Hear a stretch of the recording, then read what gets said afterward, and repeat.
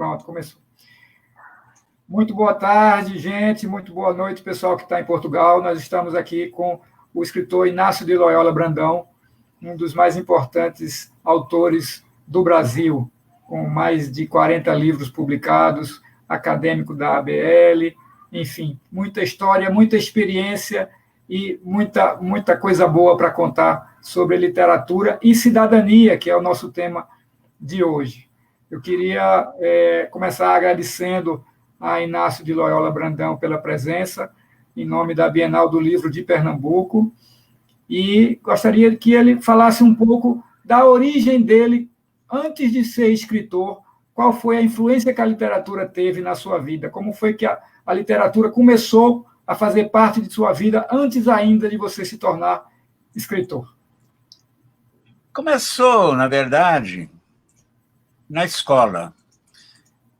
Aqui a gente chamava de escola primária e hoje é o ensino fundamental. Mas são aqueles primeiros 4 anos iniciais. E começou como? Com professores que eu tive fantásticos. Toda a minha literatura está ligada a professores maravilhosos que eu tive. E isso eu acho fundamental. Então, onde começou? Começou quando uma professora um dia nos mandou fazer uma redação. Naquela época se chamava composição. Uhum. Composição, e ela dava, não é que ela dava o tema, ela dizia, vão para a rua, olhem e observem as coisas e tragam histórias da rua. E aí a gente ia nos primeiros dias, nas primeiras semanas não entendemos direito, por que isso, dona Lourdes, por que isso? E aí ela dizia assim, eu quero que vocês observem o nosso bairro. Como é? Como é o lugar onde nós vivemos? Porque aqui é a escola. A escola vai preparar vocês para viver a vida nesse lugar.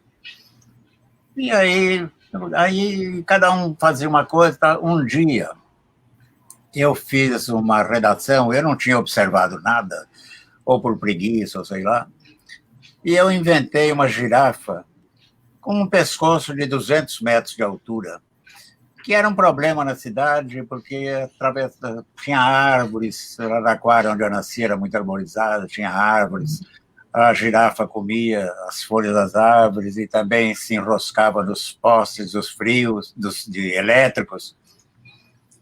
E eu entreguei a minha coisa. E eu me diverti fazendo. Acontece que a professora Lourdes, ela deu 100. As notas eram de 0 a 100. E um menino reclamou, disse, a senhora mandou observar a vida das pessoas e os problemas e tal. Eu fiz sobre minha mãe, que é uma lavadeira. E minha mãe tem problemas porque a água... Eu morava num bairro muito distante, quase periferia. Eu era classe média, baixa. Meu pai era um ferroviário.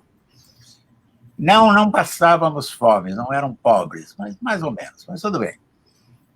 E aí ele falou, minha mãe então vive dessa água que nem chega, falta água, ela não consegue. Eu falei sobre isso. E a senhora deu 100 para o Inácio, que fez uma mentira. Aí ela falou, não, meu filho, o Inácio não fez uma mentira. Ele inventou. Então, mas é mentira, não existe girafa. Ela disse, na cabeça dele existe. Uhum. E se você quiser, as coisas existem. Basta você criar as coisas. Mas o que é isso? Ela falou, fantasia. E o que eu faço com a fantasia, professora? Ela falou, um dia você vai perceber que a fantasia ajuda a gente a suportar a realidade da vida. E manteve o 100. E o que aconteceu daí para frente? Todo mundo esperava a minha redação, a minha composição, para ver o que eu ia inventar. Uhum. E eu percebi que eu era mais popular com aquelas coisas que eu fazia. E eu ficava tentando só descobrir isso. Uhum. Acho que naquele momento eu comecei a ser escritor. Teve um outro um outro momento que eu acho que a literatura foi fundamental, Fábio. Fábio e todos que nos ouvem. Eu era muito magro, muito esquisito, muito introvertido, tímido, me achava muito feio, as meninas não me olhavam na classe, e aí eu me retraía. E meu pai percebeu essa história, que eu vivia sempre retraído, ficava fora dos grupos e tal, e um dia ele fez o quê? Trouxe para mim o Patinho Feio, que era um número 1 da coleção Biblioteca Infantil da Companhia Melhoramentos, que foi uma imensa editora. Eram 106 volumes daquela coleção. Eu li, e quando eu terminei de ler, meu pai falou assim, você entendeu, meu filho? Eu falei, pai, entendi. E o que você está dizendo? Você entendeu que o pato feio, que todo mundo desprezava, e que ele vivia meio retraído, era a ave mais bonita que tinha? Ele era um cisne. Você pode ser um cisne, meu filho. Resolveu na minha cabeça. E eu, intuitivamente, porque tinha um pai inteligente, que também não era tonto, eu percebi que as coisas que a literatura trazia eram também para me ajudar. Daí eu mergulhar no mundo. Quer dizer, eu aprendi a escrever lendo todos os contos de fadas possíveis. E indo para a juventude, lendo todas as coleções de piratas. Adorava piratas. Depois, policiais. Tem muita gente que diz, minha influência foi Ulisses, foi Dante, a minha foi Tarzan, Príncipe Submarino, o Fantasma, tudo aquilo que explodia a minha imaginação. Uhum. Então, a literatura me levou para isso automaticamente. E contos de fadas, e Monteiro Lobato. E um dia eu li Moby Dick, até hoje acho um dos maiores livros que eu já li. E o que Moby Dick me ensinou, Fábio e espectadores? A solidão você resolve. Em nenhum momento Robinson Crusoe ficou deprimido, Matilda se matou, nada. Ele falou, eu tenho que viver. E refez dentro daquela ilha solitária, até que um dia apareceu, sexta-feira, todo um universo. Então, a literatura me traz a cada momento que eu leio algum livro, a cada momento que eu vejo, eu falo assim, literatura é importante. Literatura modifica a pessoa. Literatura faz bem. Agora, quando a literatura entrou, já foi mais para frente. Uhum. Bem mais para frente. Depois do jornalismo, não foi? Aí foi depois do jornalismo. Foi depois. Eu comecei jornalismo com 16 anos, lá em Araraquara. Araraquara é uma cidade do interior de São Paulo, uma cidade industrial. Tinha 2 ferrovias muito importantes que cruzavam todo o estado. E eu costumava andar muito de trem, sou apaixonado por trem. Tenho até um livro que se chama A Morena da Estação. São as minhas memórias do imaginário ferroviário. A Morena da Estação. Bom, comecei como crítico de cinema. Adorava cinema, adoro até hoje. Vejo todos os filmes possíveis. Na pandemia, estou usando televisão, Netflix, e Now e essas coisas. Fora uma DVteca de quase 1000 de filmes que eu vejo e revejo. E até hoje eu sempre vejo um filme e nunca abandono. Aquele filme ruim, chato. Tanto eu fico, sabe por quê? Eu tenho medo que o filme melhore assim que eu saia da sala de cinema. Você já imaginou certas festas que a gente vai, a festa está chata, não tem nada, música ruim, bebida ruim, e você vai embora e no dia seguinte alguém fala, foi uma balada de arrebentar. Eu fico até o fim. Mesmo porque a pessoa que faz um filme leva anos, com um roteiro, levantando a produção, realizando o filme. E tudo isso não tem pelo menos uma frase, uma imagem belíssima. Às vezes essa imagem vale o filme. Bom, comecei como crítico de cinema, depois passei a fazer reportagens, porque me pediam, faz isso, faz uma entrevista, não sei fazer, me ensinavam. Faz isso, faz... E quando eu fui para São Paulo, depois de 6 anos, 5 anos, eu já sabia o suficiente de jornal. Claro, há uma diferença entre o jornal da província e aquele, mas eu rapidamente me entrosei, gostava de fazer, adorava São Paulo, que para mim é uma cidade que eu vim para conquistar, sabe, aquelas clichês normais. E aí escrevia, fazia algumas reportagens, e o diretor, o chefe de redação dizia assim, na hora ele paginava e dizia assim, você tem, naquela época dizia assim, 40 linhas de 70 toques. Na máquina de escrever. Hoje é 5 mil caracteres, 10 mil caracteres. E aí eu tinha que colocar aquilo dentro daquele espaço. E às vezes eu percebia, numa matéria, que muita coisa que eu não coloquei ficaria mais rico. E eu percebi que algumas daquelas coisas poderiam ser histórias, que eu fui escrevendo, à parte. Te dou um exemplo. Eu, uma vez, fui fazer uma matéria... Você me interrompe, hein? Sim, pode continuar. Fica à vontade.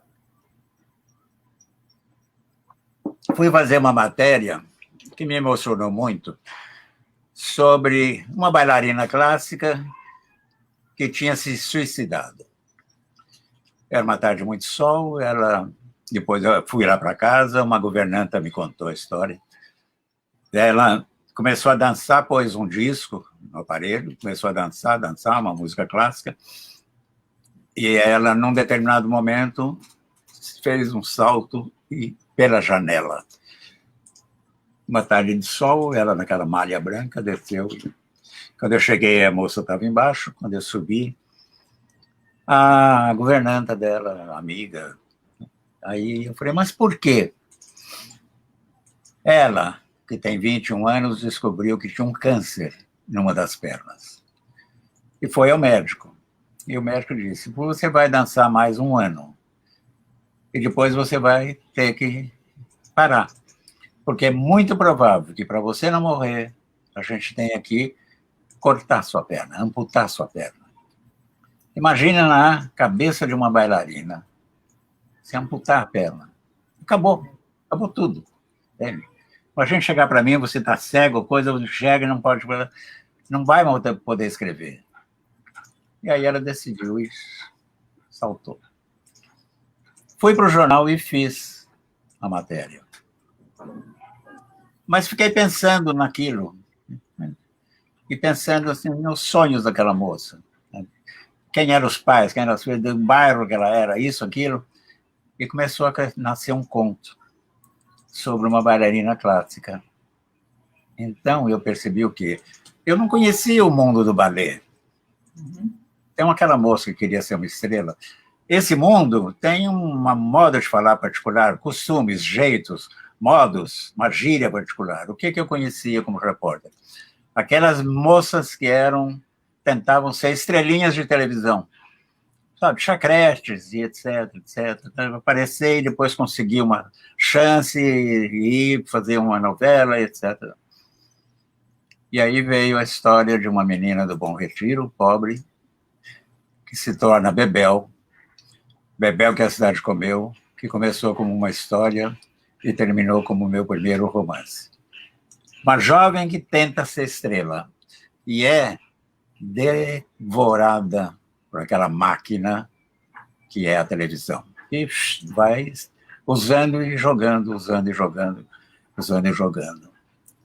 Então, aí, o que acontece? O jornalismo começou a me conduzir para a literatura. Não tinha outro. Era pegar o material aqui, para mim, e pôr aqui. Tudo que eu não podia, na reportagem, numa entrevista, imaginar o que a pessoa estava pensando. Mas eu podia, no conto, imaginar o que eu quisesse. Então, o jornalismo me deu a matéria. Dentro desse jornalismo, que era real, eu coloquei fantasia, coloquei o imaginário, coloquei toda a minha loucura, eu coloquei toda a loucura do mundo, como eu venho fazendo há 46 livros. Eu resumi. Oi, Só para falar uma outra coisinha assim. Meu primeiro livro, eu era jovem, 21 anos, em São Paulo, tinha um grupinho de todos os jovens que conseguimos emprego naquele momento, eram 8 ou 10, todos juntos, nessa faixa de 21, 22 anos, saíamos todas as noites. Acabava o jornal, 10, 9, 10, íamos jantar em algum lugar, sempre muito barato, sempre coisa, e depois ficávamos passeando, olhando a rua, os barzinhos, as mulheres da vida, aquela fauna que vivia, etc, etc. E eu ia anotando, e cada vez na minha casa que eu chegava, eu escrevia uma história, porque aí eu já tinha comprado uma maquininha de escrever. E um dia eu percebi que eu tinha várias histórias e todas se passavam à noite.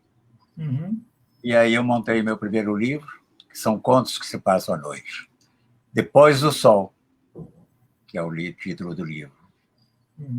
Ou seja, não fosse o jornal e a realidade, eu era bancário ou comerciário, sem nenhum desprezo por essas profissões. Burocrata. Ô, Inácio, e o que é que a gente pode tirar de coincidências e talvez de diferenças entre o jornalismo e a literatura? Porque parece que há um mesmo motor aí que te moveu no começo para o jornalismo e depois continuou desenvolvendo um mesmo tipo de ímpeto ou muito semelhante para a literatura. Além da palavra, o que é que a gente pode dizer que há de coincidente nessas duas profissões ou atividades? Eu diria, aliás, já estou dizendo, o jornalismo é documento. O jornalismo é a verdade. Quer dizer, você olhar e ter um olhar crítico sobre isso que você está documentando e passar isso como é realmente. A literatura, você usa isso colocando imaginação, invenção, sentimentos, de movimentos. Você penetra os personagens, você passa a reproduzir uma sociedade, você passa a falar de pessoas, você passa a falar do interior das pessoas. Na literatura, você fala do interior das pessoas. E a literatura é uma coisa assim, o que ela tem assim também de contato com o jornalismo? O jornalismo é frio. Na literatura, você pode tomar partido. E você é uma pessoa que está o quê? Representando o mundo e a sociedade em que você vive. Se você pegar Dostoiévski, você tem toda a sociedade russa, você tem todos os problemas daquela sociedade. Balzac, Stendhal. Se você pegar Faulkner, se você pegar Graciliano Ramos, Graciliano foca essa coisa do nordestino. Inclusive, Fábio, na escrita, a escrita do Graciliano é aquela escrita seca, sabe, enxuta, como ele chamava, porque o Nordeste é seco e enxuto. O Faulkner, eu estou até extrapolando, mas o Faulkner é aquela coisa barroca de um momento da história americana em que tudo é barroco, que vem de um clássico, vem de... Então, a literatura é alma, coração, é sentimento. É o que você pensa, é a tua inquietação. Quando você apanha um livro como uma metamorfose do Kafka, se o Kafka tivesse na cabeça que o absurdo não dá literatura, o absurdo você não pode trabalhar com ele jamais seria escrito a Metamorfose. Porque a Metamorfose começa exatamente assim, naquela manhã, depois de sonhos intranquilos, Gregório Samsa acordou transformado em um repulsivo inseto. As pessoas durante anos disseram que era uma barata, assim, mas isso é muito discutível, depende da tradução. Mas era um inseto repulsivo. Se ele falar, não, isso não é literatura porque não acontece, não tinha acontecido. Um livro fundamental, modificou tudo nos começos do século passado. Então, a literatura permite o absurdo, permite o excesso, permite a doideira, permite a alucinação. E ela se transforma em realidade, se você tiver talento. Então, para mim, essa é também a diferença. Assim, a alucinação você não pode usar no jornalismo, porque nem tem sentido. Ou não é jornalismo. Agora, você pode brincar muito na crônica, né? Mas já entra daqui a pouco para outro mundo, que eu gosto muito e que eu vim fazendo há bastante tempo. Mas, entre esse absurdo e essa fantasia que a literatura retrata e a realidade, às vezes há aproximações muito surpreendentes, como, por exemplo, em algumas distopias. Você tem sido chamado recentemente a falar de um de seus livros que costuma ser dito como profético, que é o Não Verás País Nenhum. Exato. Um pouquinho desse livro agora e do que é que ele representa para a gente nesse momento tão estranho que estamos vivendo. Eu acabei com esse estigma, vamos dizer, que não me desagrada, não. Distópico e profético. Eu nunca fui profético, eu olhei para fora. Eu olhei pela janela. Não Verás País Nenhum tem 40 anos. Foi publicado exatamente em novembro de 81. Pouco antes de 82. Então, são 40 anos.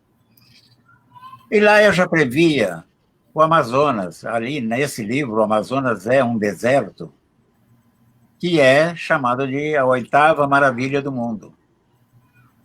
40 anos depois, do que nós estamos ameaçados?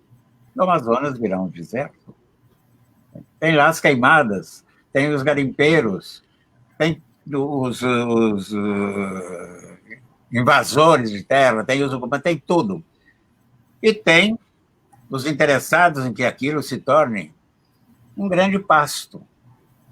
A gente acabou de ouvir um ministro, eu nunca vi uma coisa dessa, me deixa indignado, concordar que o boi é o bombeiro do Pantanal, ou talvez do Amazonas. Onde nós chegamos?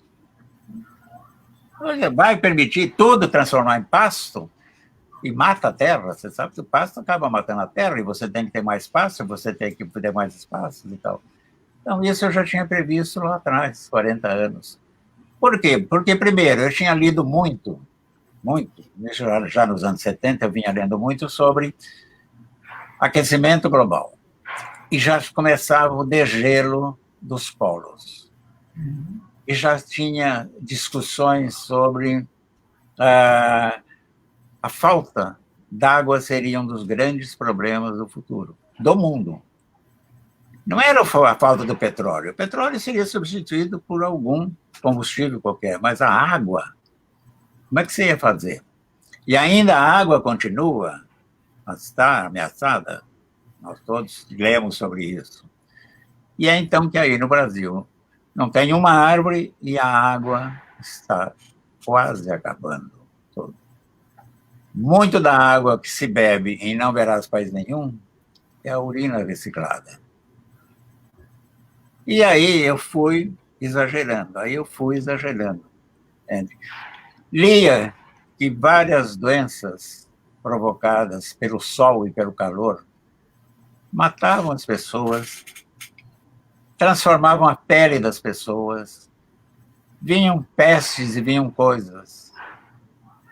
Quem diz que a Covid, ou o Covid, o coronavírus, não seja um produto dessas transformações do planeta? Pode ser.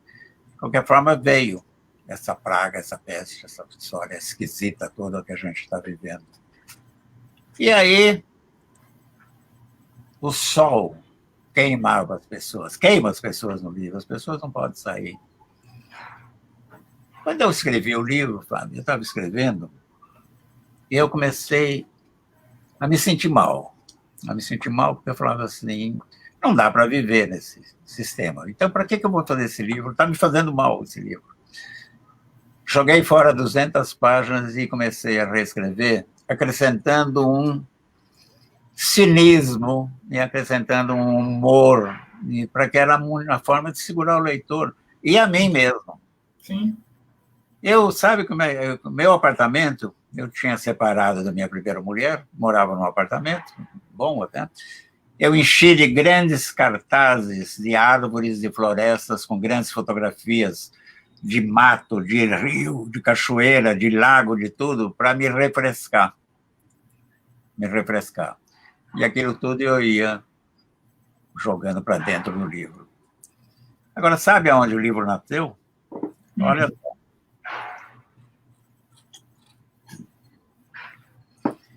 Eu morei num bairro aqui em São Paulo, em que, no centro da nossa quadra, tinha um ipê amarelo.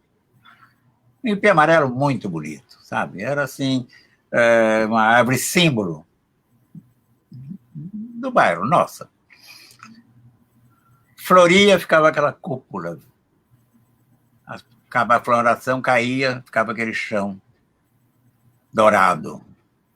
E esse ipê começou a secar, secar, secar. E eu sempre acordo muito cedo, eu chegava de manhã na padaria para buscar o pão e o leite, essas coisas, e as pessoas conversavam, de homens, mulheres, o ipê está secando, o ipê está secando.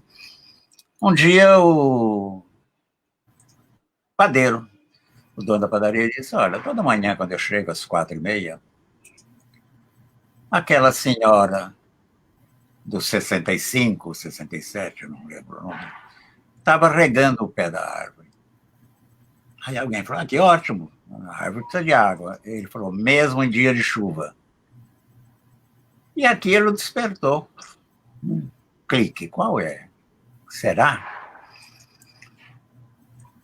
Eu tinha uma amiga no departamento de botânica da USP, a professora Nanusa Menezes, que era muito ligada ao Absaber, que foi um dos grandes ambientalistas brasileiros. E contei a história, ela falou, eu vou mandar.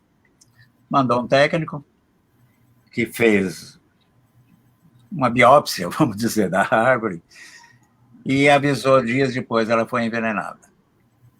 Aí contei na padaria, sempre, onde reuníamos, e decidimos fazer uma comissão, assim, com bastante gente do bairro. Fomos até a casa da mulher, apertamos a campainha, ela veio, a gente contou a história, falou, olha, o ipê morreu, está morrendo, está seco, tudo, e a gente sabe que a senhora jogava sempre alguma coisa no pé dela. E foi analisada e o ipê foi envenenado. Ela falou, claro, a senhora fez isso? Alguém falou. Ela falou, sim. Por quê? E a resposta me assombrou, e aí foi o início de uma conscientização e de começar a escrever o livro. Porque essa maldita árvore sempre sujou a minha calçada com suas flores desgraçadas. Não só eu, como outros filhos ali, a gente ficou gelado, sabe? Com essa crueldade, com essa doideira, com essa... E aí eu fiquei pensando nisso. E nesse momento, curiosamente, eu comecei a perceber, em tudo que eu lia nos jornais, poluição, devastação, aquecimento global, rios em que os peixes mordiam, etc, etc. Tudo quanto era notícia de meio ambiente se destacava. E eu cortei, fiz um arquivo com 4.000 recortes e comecei o livro. E o livro eu gostei muito de escrever. E o livro é um livro que tem um final inteiramente ambíguo. Você pode escolher dois finais. Quem é otimista, escolhe um. Quem é pessimista, escolhe o outro. Porque no final estão todos embaixo de uma grande marquise de cimento monumental, porque governos têm essas manias e obras, etc., e coisas ridículas, para abrigar o povo. Mas o povo está morrendo dentro daquilo, porque aquilo é quente. E o personagem principal, o Souza, que é um professor de história, está na beira da marquise. E ele olha aquele chão, sabe, chão nordestino, todo seco, ressequido, então, de caatinga, sei lá, e vê uma flor saindo. E ele sente cheiro de chuva e de vento. Esse é o final do livro. O leitor escolhe. Aquilo é uma alucinação dele e ele não está vendo nada, não está percebendo nada, ele quer ver, porque ele acredita que pode mudar, ou realmente a natureza está se recuperando. Eu reescrevi 38 vezes esse final, até chegar nesse pontinho aí. Que coisa. O impressionante é que foi... Pode falar, desculpa. Isso no começo da década de 80, não foi? Uhum. Eu escrevi entre 75, 76 e 81. Mais para cá, temos outra distopia que, surpreendentemente, parece uma coisa muito realista para o Brasil, não é? Que é o desta terra nada vai sobrar, a não ser o vento que sopra sobre ela. E nesse livro, inclusive, não temos nem Ministério da Educação, nem Ministério da Saúde. Além disso, o Brasil parece realmente um território onde o caos e o fim do mundo se instalaram definitivamente. Queria que você falasse um pouquinho desse livro também, e lembrando, obviamente, também tomando como exemplo a sua professora, que iniciou a sua trajetória com tanto carinho e com tanta sabedoria, que hoje é o Dia do Professor. E que você também escreveu um artigo também recentemente, uma espécie de carta aberta ao nosso ministro da Educação. Por favor, pode falar um pouco desses temas. Uma espécie de carta aberta, não, uma carta aberta, escancarada. Mas, bom, começando, não verá, dessa terra nada vai sobrar. Sim. O título é de um poema do Brecht, de 1921, que quando eu terminei o livro eu não tinha título. O título sempre é um problema para mim, grande. E eu pensei em tirar um título de uma crônica do Fernando Gabeira, em que ele dizia que nesse momento no Brasil, nós todos estávamos enlouquecendo calmamente. E a gente continua, eu acho, mais do que nunca, nesse momento, a gente está enlouquecendo, porque para onde você olha, você não entende. Para onde, a cada momento, tem uma coisa desesperadora. Dentro dessa terra, nada vai sobrar. Existe um momento, Fábio, em que o Supremo, que é encerrado numa caixa preta, fechada, impenetrável, lá dentro, todos os ministros começam a derreter até virar uma gosma. Quer momento mais atual do que esse? Que vocês estão lá discutindo sobre uma ação de um ministro do mais alto gabarito que solta um perigosíssimo traficante e espera que ele vá para a casa dele, que ele tinha dito que a casa dele era ali, e que ele vai esperar a polícia chegar de novo. Gente, o que é isso? A cabeça amoleceu, como dizia lá em Araraquara. Miolo mole. Esses são os ministros. E esse livro foi publicado antes da eleição do Bolsonaro. Antes de tudo que está isso aí. Porque na minha cabeça, um dia eu leio Os Sertões de Euclides da Cunha, que eu já li algumas vezes, tem um momento muito bonito e triste em que Canudos está cercado pelo exército. Aquela multidão de soldados. E aqueles caboclos de Canudos ali. E a vida era meio normal já, porque eles tinham que viver. Então eles saíam e andavam para ir a um lugar, e andava para cá, ia numa venda, sei lá, não importa. E, de vez em quando, um tiro vinha daqueles exércitos. Matava, a pessoa caía ali. E quem estava passando, passava por cima, porque a todo momento caía um morto, explodia uma bomba, uma casa pegava fogo. E aquilo já era para eles a normalidade. E aí que tem uma frase do Euclides da Cunha que diz: a normalidade em Canudos, a anormalidade em Canudos se transformaram em normalidade. Eu falei, esse é o livro. Esse momento no Brasil é completamente anormal, porque nós estamos acostumados com essa normalidade. E ainda por cima vem uma pandemia. Né? Então, ontem aconteceu um episódio também muito curioso, no mesmo momento em que o presidente disse assim, acabei com a corrupção, não existe mais corrupção, o líder dele, lá na Câmara, foi apanhado com dinheiro na cueca. E ele, e aí, presidente, cadê? Não tem mais corrupção? Ele disse, eu vou dar uma voadora em cima do... Dá uma voadora em cima do homem. Então, isso é material fantástico para quem é escritor hoje. Quando eu falei, o Ministério da Educação foi cancelado, porque o governo disse, quem quiser estudar, estude como quiser, como puder, aonde puder, se tiver onde estudar ou não. Está todo mundo tentando estudar como puder, com coisa que ninguém sabe. Ensino virtual, e não tem computador. Não tem computador.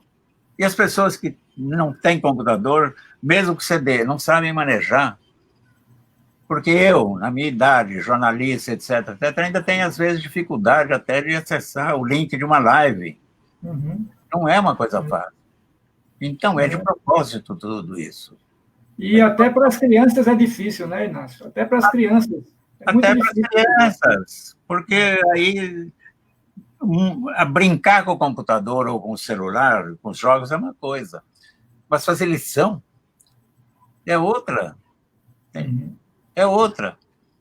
E aí chega, aí também eu já disse, o Ministério da Saúde acabou.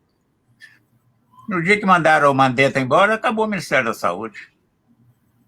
Um homem que estava fazendo uma política correta não pode, é demitido. Já acabou. E aí vem o quê? Os idosos, os pobres, os miseráveis, as coisas, estão autorizados hoje a eutanásia. Você pode ir para um lugar e você lá tem a sua morte decretada, porque interessa também que você vai sair da folha de pagamento do INSS, etc., etc. Você vai incomodar menos ao governo, o governo não vai precisar te dar um auxílio emergencial. As coisas vão se encadeando, Então, eu acho que eu enlouqueci quando escrevi esse livro e, de repente, falei, não, eu estava pisando num solo sólido. Quando aquela mulher daquele grande, enorme, corrupto, dá aquele jantar maravilhoso, baseado no jantar de Cleópatra para Marco Antônio, aquele cardápio foi todo copiado de um livro em que a Cleópatra realmente deu um jantar opíparo, como se dizia, com lagostas e coisas as mais estranhas de países fabulosos, etc. E a farra dos guardanapos em Paris, o que que era, meu amor? O que que era? Aquele bando de corruptos junto com o Sérgio Cabral, a mulher de Sérgio Cabral, com as joias de 800 mil reais, etc. Bebendo e bebendo e bebendo e bebendo e comendo e gritando e contando. E o país aqui desmilinguindo, como se diz. A literatura precisa de imaginação? Não precisa nada. Está tudo aí, está tudo aí. E, aliás, no Dessa Terra, eu ainda dou. É um livro que tem um final otimista, vamos dizer. Porque o personagem está solto à deriva no oceano e encontra Pedro Álvares Cabral, que vem para descobrir o Brasil. Quem sabe o Brasil possa ser descoberto. O que é bom desse tempo é que você pode fabular. Não faz literatura quem não quer. Pode fabular, fabular, fabular, fabular. Eu quero só contar um detalhe. Por exemplo, tem 1000 coisas dentro do Não Verás. Esse livro já vendeu 1 milhão de exemplares de 81 até hoje. Se tivesse vendido tudo de uma vez agora, eu estava bem, mas não, vendeu em 40 anos. Mas já foi traduzido em 17 línguas. Tem um momento em que as pessoas estão encerradas em casa e as pessoas saem às ruas, mas as pessoas têm a nostalgia dos cheiros. Sabe, o cheiro do ovo frito, que não tem mais o ovo. O cheiro da chuva na terra seca, aquele cheiro que sobe. O cheiro de maçãs. O cheiro de bosta de vaca. O cheiro de grama.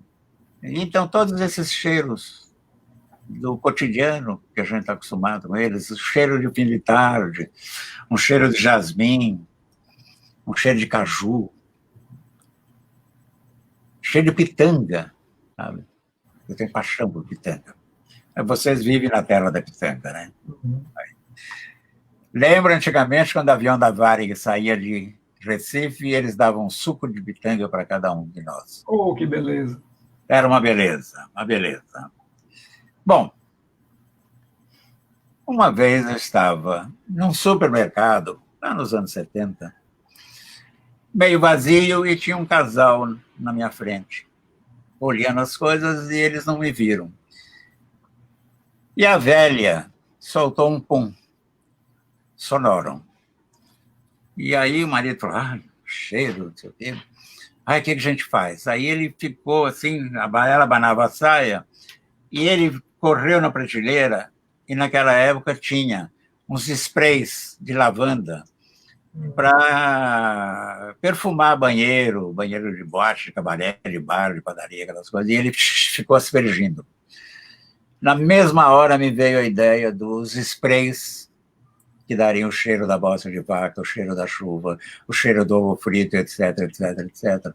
Que muita gente diz, que legal, onde você achou, onde você encontrou isso? Aí, o pum. O pum se transforma em poesia, se você quiser. A realidade e enredo de livro, né? A realidade é tudo. É o que a minha professora Lourdes e depois a Ruth me diziam. Vai para a rua. Elas sempre disseram uma coisa curiosíssima. Um jovem, era todas crianças, virou e falou, Dona Lourdes, meu pai disse que aí isso que a senhora deu para a gente fazer é inspiração, é olhar. Ela falou, inspiração não existe. Inspiração você que faz, meu filho. Olha, escuta, conversa, pergunta, e aí você constrói alguma coisa na sua cabeça. E eu sempre Imaginei, aí ela, alguém, mais tarde, um professor de português do científico, o professor Jurandir, falou assim, vocês acham que inspiração é um raio que cai e você senta e escreve um poema? Ou é uma luz que desce do céu e você escreve um conto? Não existe isso. Existe você, atento o tempo inteiro, atento o tempo inteiro, entende? E perguntar. Eu sempre fui muito curioso, eu era muito chato. Eu perguntava na aula. Perguntava. Até um dia. Posso continuar? Eu estou meio louco aqui falando. Pode continuar à vontade. Um dia, a professora falou assim, vou dar nota 100, era novembro, vou dar nota 100, isso ia ajudar a média final, para quem fizer uma pergunta muito difícil. Aí ficou várias perguntas. E aí ela falou assim, Inácio. Eu falei, professora, quem é o pai de Deus? Até hoje ninguém tem essa resposta. Eu fui um teólogo, já com 8 anos de idade. Depois eu fiz uma outra pergunta. Professora, por que o pinguim não tem joelho? E ela me deu o 100. Aliás, eu depois, minha gente, eu escrevi um livrinho que está aí na rua, chama O Menino que Perguntava.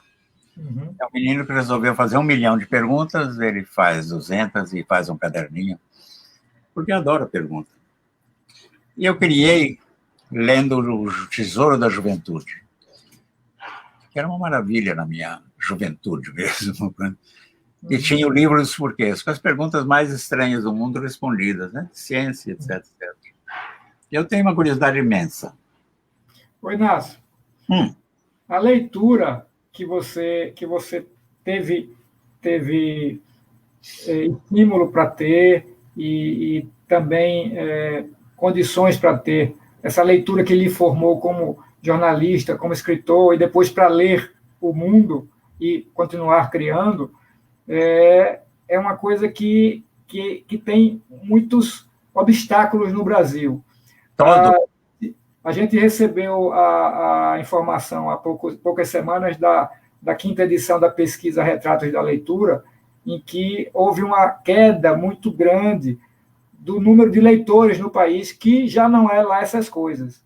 Eu queria que você refletisse um pouquinho agora sobre isso e como é que a gente pode fazer para expandir e incentivar a leitura no país. E até, de certa forma, sem depender tanto de iniciativa pública, ou será que somente os governos podem fazer com que esse quadro se altere? É grave o problema, realmente, se lê menos, se passou a ler menos. Em parte porque não se tem como comprar o livro. O livro está ficando caro. E se vier essa lei que decreta impostos sobre a produção de livros, vai piorar. Em parte por um sistema escolar desorganizado. Essa desorganização vem desde o tempo da ditadura, em que propositalmente eles foram minando o ensino brasileiro, até chegar no que está. A leitura é aquela que vai formar o cidadão. Você, através dos livros, seja dos livros de ficção, seja através dos livros do ensino, você vai aprender o que é ser um homem, o que é viver dentro de uma sociedade, o que é se comportar, o que é respeitar os outros, o que é tudo. Até educação. O cidadão é formado pela escola e pela leitura. Essa escola agora começa também a ser vigiada ideologicamente. Talvez muitos livros de Monteiro Lobato não possam ser lidos e comentados daqui a pouco. Não sabemos, a gente espera que vamos resistir.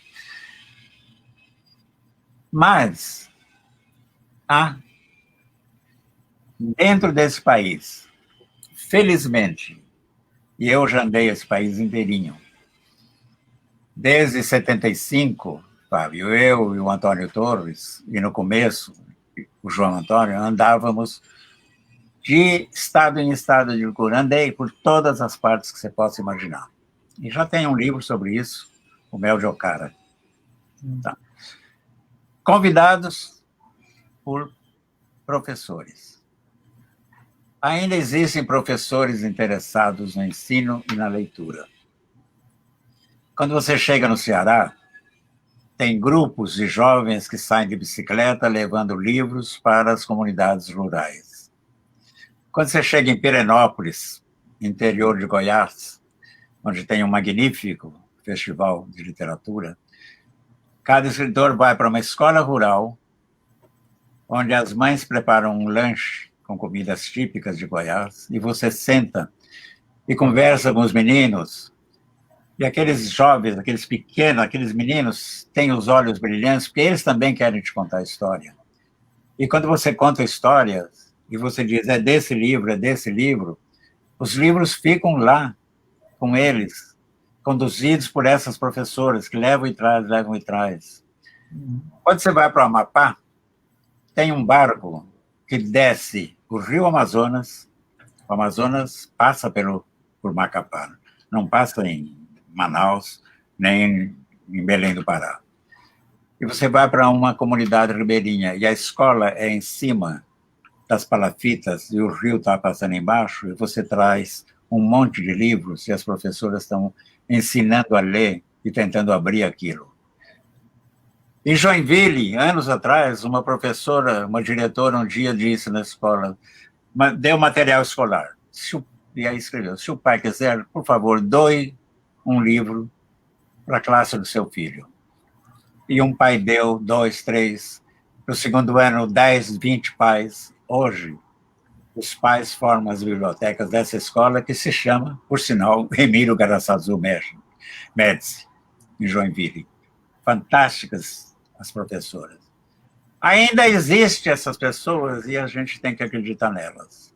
Durante 34 anos, no Rio Grande do Sul, a Jornada de Passo Fundo reuniu na plateia, nos últimos anos, 6.000 professores e estudantes de letras.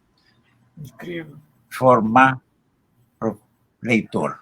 Incrível. Era um circo imenso, lindo, uma lona, e lá, eles agrupados, e você ia, eles sabiam quem eram os leitores, os escritores que estavam lá, faziam perguntas, debatiam, discutiam, e levavam o que aprendia, porque ao redor disso havia muito curso. Então tem gente nesse país. Vai ter em Joinville, e aí logo um festival, também uma feira literária.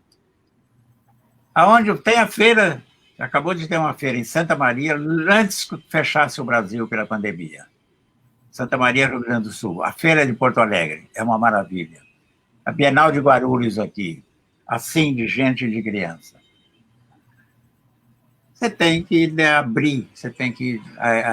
Quem vai ensinar é a professora, porque o pai hoje... O meu pai leu muito, o meu pai me ensinou a ler, meu pai me deu livros, e meu pai me... coisa assim como eu fiz com os meus filhos e com os meus netos.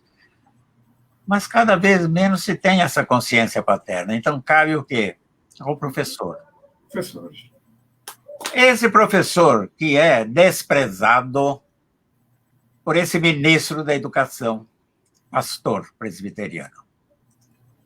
Quando ele disse numa entrevista ao Estado de São Paulo, no jornal onde eu escrevo minhas crônicas, infelizmente, os professores são pessoas que não conseguiram se dar em nenhuma outra profissão. Ou seja, fracassados, incompetentes. Esse é o professor? Essa é a visão do ministro da Educação?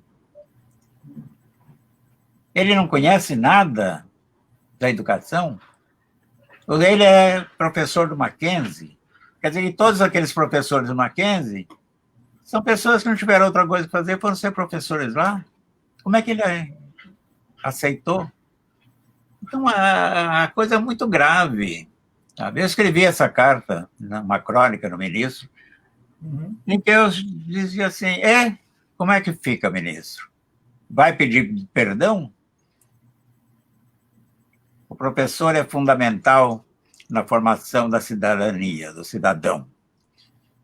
E a leitura é também fundamental, porque complementa os conhecimentos desse cidadão, para que ele fique de olho aberto para o mundo, e para o Brasil, e para isso que está acontecendo aí.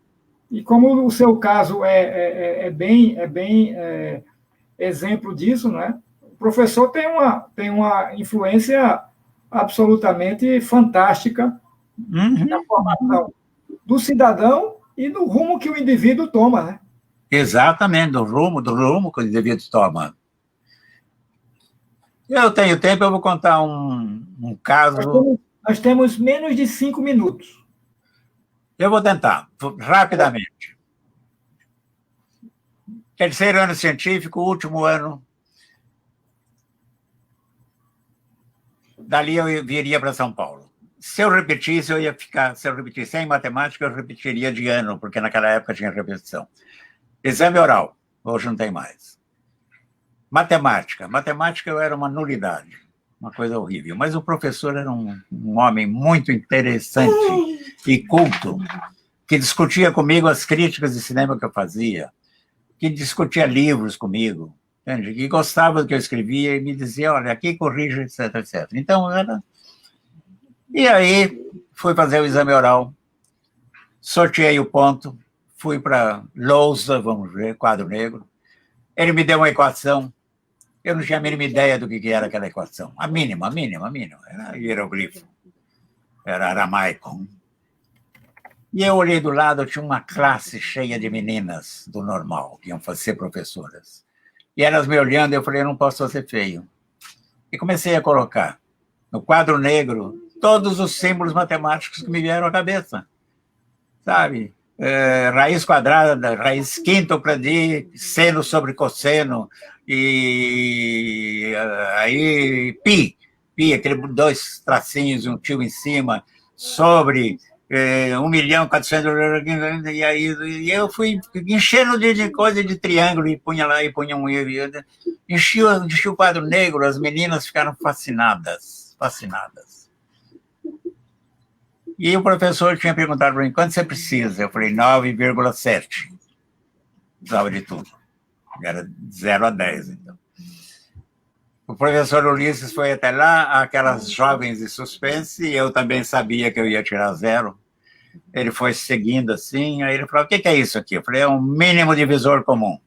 E esse é o máximo denominador comum. Eu ficava inventando coisa. Ele foi, no fim, pôs a nota, 10. Eu fiquei olhando e as meninas... Naquele dia eu namorava qualquer uma. Ele me chamou para a mesa, sentamos, eu falei, tá bom, professor, eu sei que é 0, o lado esquerdo da nota, volto o ano que vem, e tá, ele falou, não, vai embora. Você é crítico, você gosta de cinema, tá com a mala pronta, eu sei, estou com a mala pronta, mas vou fazer mais um ano, fazer o quê? O senhor vai me dar 0, ele falou, é 10. Eu falei, como 10, professor? Ele falou, 10. Pela loucura, 10 pelo delírio, 10 pela fantasia e 10 pela imaginação, Inácio. Maravilha. Vai embora, porque o teu mundo é o da imaginação. E esse mundo me conduziu a 2 academias de letras e a 46 livros publicados. Ao prazer de escrever e de falar. São esses professores. São esses professores. Pois é. São esses professores que fazem a diferença, né? Esses professores é que fazem o ensino. Ulisses Ribeiro, eu sempre falo o nome dele. Maravilhoso. Eu só podia ser escritor. Inácio, muito obrigado pela sua presença, por ter aceitado o convite aqui da Bienal do Livro de Pernambuco. Foi um prazer imenso conversar com você e espero que a gente tenha a oportunidade para desenvolver outros assuntos que a gente não pôde conversar agora, viu? Muito obrigado mais uma vez. Vamos fazer outra lá, leve depois, a hora que vocês quiserem, tá bom? Tem meu e-mail, tem tudo. Obrigado, Fábio, a vocês. E depois me conta a reação. Tá bom. Tá bom? Ó, tá certo. Obrigado. Um abraço. Obrigado. viva a literatura. Viva! E viva o professor! E viva o professor.